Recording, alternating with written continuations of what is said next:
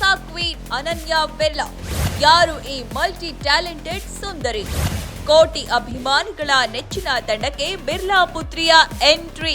ಕ್ರೀಡಾಭಿಮಾನಿಗಳು ಆತುರದಿಂದ ಎದುರು ನೋಡುತ್ತಿರುವ ಮಹಾ ಕ್ರಿಕೆಟ್ ಉತ್ಸವ ಇಂಡಿಯನ್ ಪ್ರೀಮಿಯರ್ ಲೀಗ್ IPL 2026 ಇನ್ನು ಕೆಲವೇ ದಿನಗಳಲ್ಲಿ ಆರಂಭವಾಗಲಿದ್ದು ದೇಶದಾದ್ಯಂತ ಕ್ರಿಕೆಟ್ ಹಬ್ಬದ ವಾತಾವರಣ ನಿರ್ಮಾಣವಾಗಿದೆ. ವಿಶ್ವದ ಅತ್ಯಂತ ಶ್ರೀಮಂತ ಮತ್ತು ಹೆಚ್ಚು ವೀಕ್ಷಕರನ್ನು ಸೆಳೆಯುವ ಲೀಗ್ ಎಂದೇ ಖ್ಯಾತಿ ಪಡೆದಿರುವ IPL ಇದೇ ಮಾರ್ಚ್ 28ರಂದು ಅಧಿಕೃತವಾಗಿ ಚಾಲನೆ ಪಡೆಯಲಿದೆ. ಈಗಾಗಲೇ ತಂಡಗಳು ಸಕಲ ಸಿದ್ಧತೆಗಳನ್ನು ಪೂರ್ಣಗೊಳಿಸಿದ್ದು ಆಟಗಾರರು ತೀವ್ರ ಅಭ್ಯಾಸದಲ್ಲಿ ತೊಡಗಿಸಿಕೊಂಡಿದ್ದಾರೆ. ಅಭಿಮಾನಿಗಳಲ್ಲಿ ಕೂಡ ತಮ್ಮ ನೆಚ್ಚಿನ ತಂಡಗಳು ಮತ್ತು ಆಟಗಾರರನ್ನು ಮೈದಾನದಲ್ಲಿ ನೋಡುವ ಉತ್ಸಾಹ ಗರಿಷ್ಠ ಮಟ್ಟಕ್ಕೆ ತಲುಪಿದೆ. ಈವರೆಗೆ IPLನ 18 ಆವೃತ್ತಿಗಳು ಯಶಸ್ವಿಯಾಗಿ ಪೂರ್ಣಗೊಂಡಿದ್ದು ಪ್ರತಿಯೊಂದು ಸೀಸನ್ ಹೊಸ ದಾಖಲೆಗಳು, ರೋಚಕ ಪಂದ್ಯಗಳು ಮತ್ತು ನೆನಪಿನಲ್ಲಿ ಉಳಿಯುವ ಕ್ಷಣಗಳನ್ನು ಕೊಟ್ಟಿದೆ.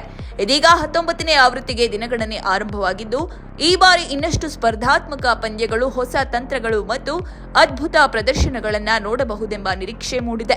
ದೇಶೀಯ ಆಟಗಾರರ ಜೊತೆಗೆ ಅಂತಾರಾಷ್ಟ್ರೀಯ ತಾರೆಯರು ಭಾಗವಹಿಸುವುದರಿಂದ ಲೀಗ್ಗೆ ಇನ್ನಷ್ಟು ಕಂಗೊಳಿಸುತ್ತಿದೆ. IPL 2026 ಕೇವಲ ಒಂದು ಟೂರ್ನಮೆಂಟ್ ಅಲ್ಲ, ಕೋಟ್ಯಂತರ ಅಭಿಮಾನಿಗಳ ಹಬ್ಬವಾಗಿಯೇ ರೂಪುಗೊಳ್ಳುತ್ತಿದೆ. ಅದೇ ವೇಳೆ IPL ಭಾರೀ ಆರ್ಥಿಕ ವ್ಯವಹಾರಗಳ ಮೂಲಕ ವಿಶ್ವಾದ್ಯಂತ ಸುದ್ದಿಯಲ್ಲಿದೆ.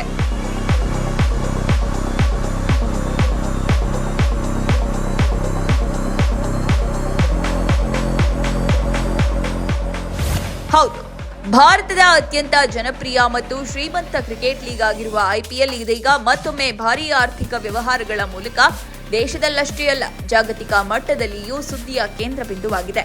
ಕಳೆದ ಕೆಲವು ದಿನಗಳಿಂದ IPL ತಂಡಗಳ ಮಾರಾಟ ಹಾಗೂ ಹೂಡಿಕೆ ಬದಲಾವಣೆಗಳ ಬಗ್ಗೆ ಹರಿದಾಡುತ್ತಿರುವ ಸುದ್ದಿಗಳು ಕೇವಲ ಕ್ರಿಕೆಟ್ ಅಭಿಮಾನಿಗಳಲ್ಲಿ ಮಾತ್ರವಲ್ಲ, ದೊಡ್ಡ ಉದ್ಯಮಿಗಳಲ್ಲಿ, ಹೂಡಿಕೆದಾರರಲ್ಲಿ ಮತ್ತು ಆರ್ಥಿಕ ತಜ್ಞರಲ್ಲಿಯೂ ಭಾರೀ ಕುತೂಹಲವನ್ನ ಹುಟ್ಟಿಸಿದೆ. ಹಿಂದೆ ಕ್ರಿಕೆಟ್ ಕೇವಲ ಕ್ರೀಡೆಯಾಗಿ ಕಾಣಿಸಿಕೊಂಡಿದ್ದರೂ ಇಂದಿನ ದಿನಗಳಲ್ಲಿ IPL $1 ಬಿಲಿಯನ್ ಮೌಲ್ಯದ ವ್ಯವಹಾರವಾಗಿ ರೂಪಾಂತರಗೊಂಡಿರುವುದು ಈ ಬೆಳವಣಿಗೆಗಳಿಂದ ಮತ್ತೊಮ್ಮೆ ಸ್ಪಷ್ಟವಾಗುತ್ತಿದೆ.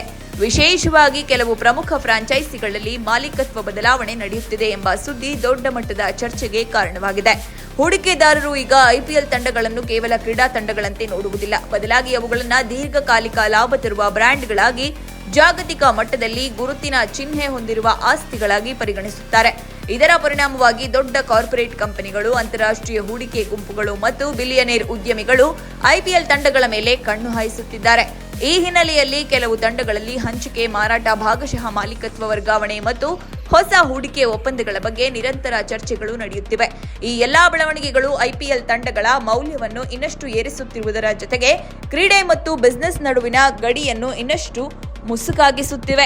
ಯಾವ IPL ತಂಡಗಳ ಮಾಲೀಕತ್ವವನ್ನ ಮಾರಾಟ ಮಾಡಲಾಗಿದೆ ಗೊತ್ತಾ? ಚೊಚ್ಚಲ ಆವೃತ್ತಿಯ ಚಾಂಪಿಯನ್ ರಾಜಸ್ಥಾನ್ ರಾಯಲ್ಸ್ ತಂಡದ ಬೆನ್ನಲ್ಲೇ IPL ಹಾಲಿ ಚಾಂಪಿಯನ್ RCB ಕೂಡ ಮಂಗಳವಾರ ಭಾರೀ ಮೊತ್ತಕ್ಕೆ ಮಾರಾಟವಾಗಿದೆ.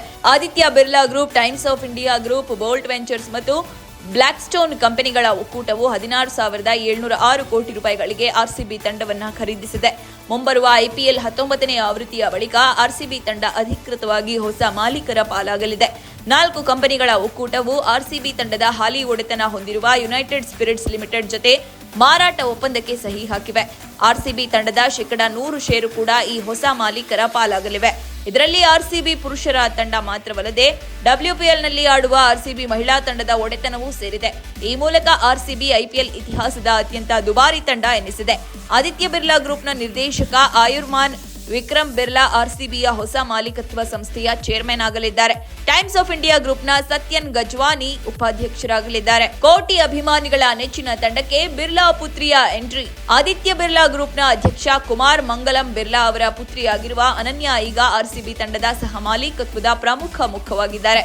ಅನನ್ಯಾ ಅವರ ಸಹೋದರ ಆರ್ಯಮನ್ ವಿಕ್ರಮ್ ಬಿರ್ಲಾ ಅವರು ಫ್ರಾಂಚೈಸಿಯ ಅಧ್ಯಕ್ಷರಾಗಿ ನೇಮಕಗೊಂಡಿದ್ದಾರೆ. ಅನನ್ಯಾ ಅವರು ಮಾಲೀಕತ್ವ ಆಯಕಟ್ಟಿನ ಜಾಗದಲ್ಲಿ ನಿಂತು ತಂಡಕ್ಕೆ ಯುವ ಚೈತನ್ಯ ತುಂಬಲಿದ್ದಾರೆ. ಬಿರ್ಲಾ ಕುಟುಂಬದ 5ನೇ ತಲೆಮಾರಿನ ಈ ಕುಡಿ ಈಗಾಗಲೇ ಗ್ರಾಸಿಮ್ ಇಂಡಸ್ಟ್ರೀಸ್ ಮತ್ತು Aditya Birla fashion and retail ಲಿಮಿಟೆಡ್ನಂತಹ ದೈತ್ಯ ಕಂಪನಿಗಳ ಬೋರ್ಡ್ ಆಫ್ ಡೈರೆಕ್ಟರ್ ಆಗಿ ಕಾರ್ಯನಿರ್ವಹಿಸುತ್ತಾ ಇದ್ದಾರೆ. ಈಗ RCB ಮೂಲಕ ಕ್ರೀಡಾ ಲೋಕಕ್ಕೂ ತಮ್ಮ ವ್ಯವಹಾರ ಚಾತುರ್ಯವನ್ನ ವಿಸ್ತರಿಸಿದ್ದಾರೆ. ಹೊಸ ನಾಯಕತ್ವ, ಹೊಸ ಮಾಲೀಕತ್ವ ಮತ್ತು ಅನನ್ಯಾ ಬಿರ್ಲಾ ಅವರಂತಹ ಯುವ ನಾಯಕಿಯ ಎಂಟ್ರಿಯೊಂದಿಗೆ RCB ಮುನ್ನಡೆಯುತ್ತಿದೆ.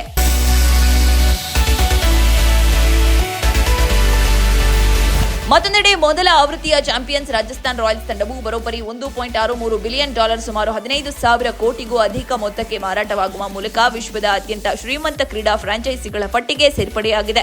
ಅಮೆರಿಕ ಮೂಲಕ ಉದ್ಯಮಿ ಕಲ್ ಸೋಮಾನಿ ನೇತೃತ್ವದ ಒಕ್ಕೂಟವು ಈ ಬೃಹತ್ ಮೊತ್ತಕ್ಕೆ ತಂಡವನ್ನು ತನ್ನದಾಗಿಸಿಕೊಂಡಿದೆ.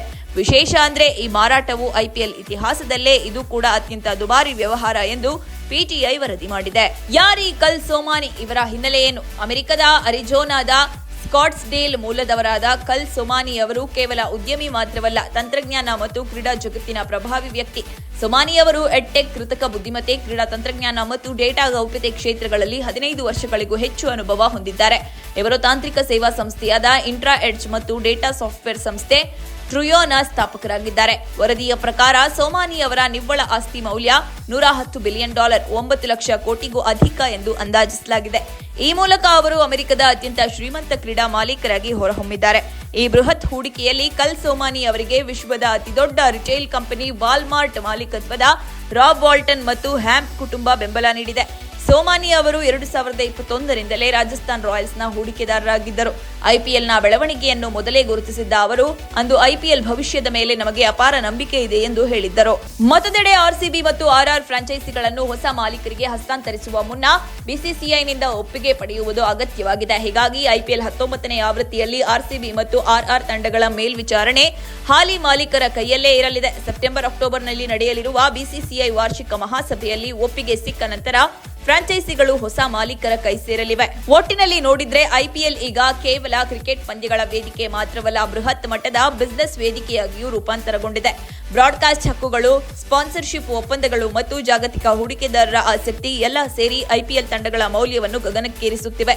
ಮುಂದಿನ ದಿನಗಳಲ್ಲಿ ಇನ್ನಷ್ಟು ತಂಡಗಳಲ್ಲೂ ಇಂತಹ ಹೂಡಿಕೆ ಬದಲಾವಣೆಗಳು ನಡೆಯುವ ಸಾಧ್ಯತೆ ಇದ್ದು ಐಪಿಎಲ್ ಜಾಗತಿಕ ಕ್ರೀಡಾ ವ್ಯಾಪಾರದಲ್ಲಿ ಮತ್ತಷ್ಟು ಬಲಿಷ್ಠ ಸ್ಥಾನ ಪಡೆಯುವುದು ಖಚಿತವಾಗಿದೆ. ಆರ್ಸಿಬಿ ಮತ್ತು ಆರ್ಆರ್ ತಂಡಗಳ ಮಾಲೀಕತ್ವವನ್ನು ಮಾರಾಟದ ಬಗ್ಗೆ ನಿಮ್ಮ ಅಭಿಪ್ರಾಯವನ್ನು ನಮಗೆ ಕಾಮೆಂಟ್ ಮೂಲಕ ತಿಳಿಸಲು ಮರೆಯದಿರಿ.